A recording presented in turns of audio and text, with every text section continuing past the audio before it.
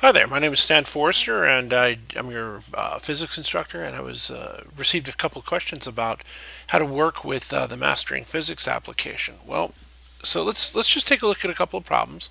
We'll do two of them, and if there are questions on others, be sure to ask those questions, and I can help you out with more videos. So let's do problem 15.29. This is the first one. Estimate the number of electrons present in a neutral 1.4 kilogram block of carbon. Okay, so what this one is about is really taking the number of electrons in, say, a carbon atom, which we know is 6, its atomic number is 6, and multiplying that by the number of carbon atoms that are in 1.4 kilograms. We can find that by using the concept of a mole. All right, so let's take a look at this here. All right, so the number of electrons is going to be 6 electrons per atom. But electrons per atom doesn't really give us what we need. So let's go ahead and multiply by 6.6 times 10 to the 23 atoms per mole. Okay, notice here that atoms cancels with atoms. They cancel algebraically.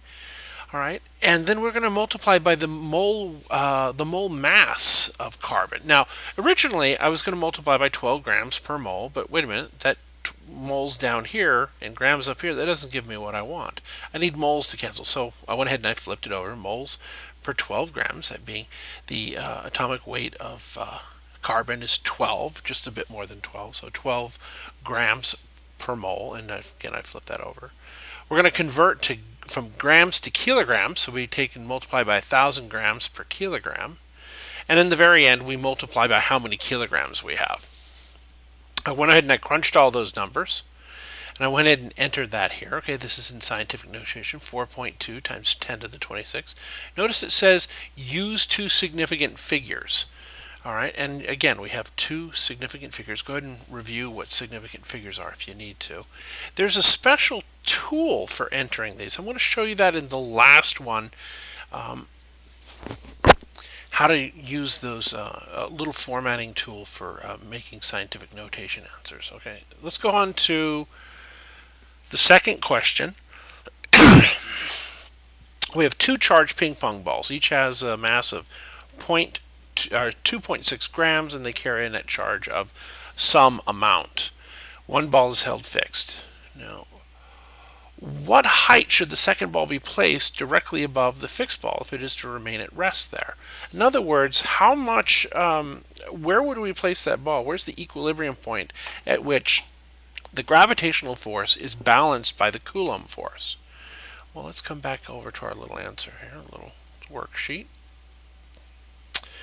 And here I have the net force on the object is 0, and the forces that are involved are the gravitational force downward and the Coulomb force acting in the opposite direction. And notice that the two forces, mg is the gravitational force, and the electrostatic constant K sub e, that's just 1 over 4 pi epsilon naught, or depending on which textbook you're using. Okay, and Q1, Q2 over the distance between the two ping pong balls. Notice that this is just the height, and I've gone ahead and I've squared it. Down here, I've taken my beginning equation, and I've gone ahead and I've solved it for h squared. The result that you need in order to get h is pretty obvious from there. I'll let you go ahead and carry that out. But I have something close to my analytic answer here, and I've gone ahead and substituted in the actual numerical values. This K sub e, this electrostatic constant, or 1 over 4 pi epsilon naught, has a value of 8.99 times 10 to the 9th. And then these two charges are the same magnitude. Let me take a look there. Did I get that right? 0.45. 0.4, okay, 0.45 times 10 to the minus 6, or 1 microcoulomb. But they're both the same, so I've gone ahead and entered the magnitudes and squared it. And then underneath here we have 2.6 times 10 to the minus 3. Well, what would that be? That would be kilograms. Remember, the original mass was given to us in grams. That 10 to the minus 3 converts it to kilograms. And then we have 9.8. Now, let's come on down here. We can see that this came out to be about 0.27 meters. And And off we go. All right, now let's, how would we enter answers in scientific notation? This is what the little answer place looks like before we actually enter an answer. Now, it wouldn't let me go back and show you how to enter that for the other one, so I'm going to just pull this template down, and here we have a exponent, we have a subscript, we have fractions, and here we have the scientific notation one.